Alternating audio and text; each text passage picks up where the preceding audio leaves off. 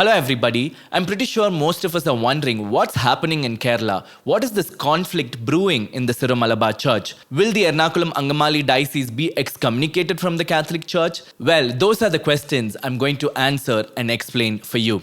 Before we go ahead, what is the SYRO MALABAR Catholic Church? Well, they are one among the Eastern Catholic churches headquartered in Kerala with more than 4 million members worldwide. It was in the 16th century the Portuguese Catholic missionaries discovered this small group of Catholics, and ever since then, the SYRO MALABAR Church has been in full communion with the See of Peter.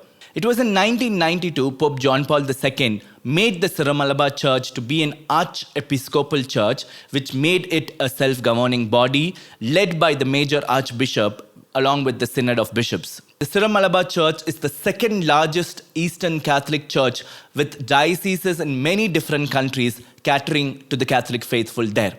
Well, now moving on to the conflict. What is this conflict all about? In very simple terms, it's all about how the liturgy is celebrated. Whether the priest is going to face the people or is he going to face the altar. Now, what led to this conflict? Well, there are some points we need to know before we understand the depth of the conflict. From time immemorial, the SYRO MALABAR Rite has been celebrating the liturgy in the ad orientem form, which means the priest is facing the altar while he celebrates the liturgy. Second, after the Vatican II Council, some of the SYRO MALABAR bishops started implementing the liturgical reforms that was proposed by the council, and one of it was the priest facing the people while he celebrates the liturgy. This was done without any consultation or deliberation with other priests and bishops in the SYRO MALABAR Church. Obviously, this led to dissimilarity in the way the liturgy was celebrated. In some SYRO MALABAR dioceses, the liturgy was celebrated facing the people, and in some dioceses, facing the altar. Now, this became a pastoral issue. So in 1999, the SYRO MALABAR Synod of Bishops proposed a compromise. The compromise was the liturgy of the word will be celebrated facing the people. The liturgy of the Eucharist will be celebrated facing the altar.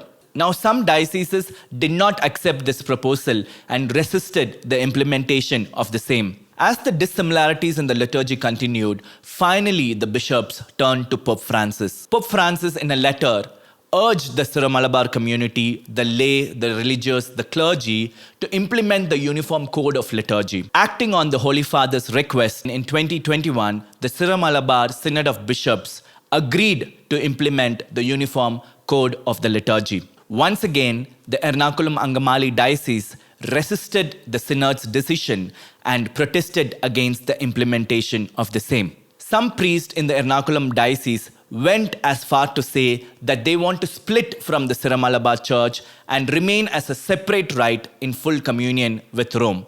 Now, that is where the conflict has reached today, and the church officials are doing their best to ease the conflict and bring a solution as soon as possible. Now, my personal opinion on this matter is threefold. First, I think the liturgical issue is a scapegoat and a catalyst to the overall conflict. I think most of the problem is because of the ego clashes between the priest, the bishops, and Cardinal Alanjeri. Now, I understand the sentiments of people from the Ernakulam diocese. Ever since Vatican II, they have been celebrating the liturgy in a certain way, which is basically the priest facing the people. Now, all of a sudden, they are asked to go back to the old form of celebrating the liturgy. Facing the people kind of liturgy is accepted in the Latin Rite. Why can't it also be accepted in the Syrian Rite? We all know that the See of Peter has infallible authority on matters pertaining to morals and faith. Now, coming to the issue at hand, whether the priest celebrates the liturgy facing the people or facing the altar is not a matter of dogma, but rather a church practice, or we can call it a church tradition with a small t. Now, if the Ernakulam Angamali diocese continues to resist and protest the synod's decision, can they be excommunicated? I think the answer is an absolute no, because this is not a matter of dogma, but just a matter of church practice. Now, can they be excommunicated for disobeying the church hierarchy and leading the faithful astray in this matter? I absolutely think they can. Anyway, I hope and pray that the SYRO MALABAR Church will soon find unity in this conflict. God bless you.